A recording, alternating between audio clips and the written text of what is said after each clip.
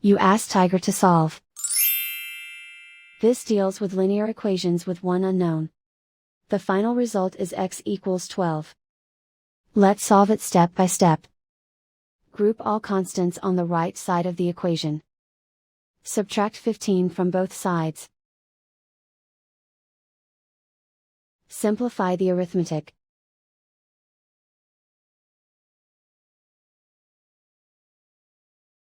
Isolate the x.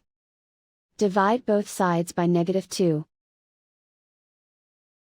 Cancel out the negatives.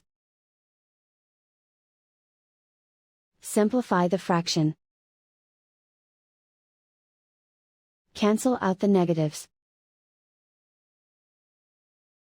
Find the greatest common factor of the numerator and denominator. Factor out and cancel the greatest common factor.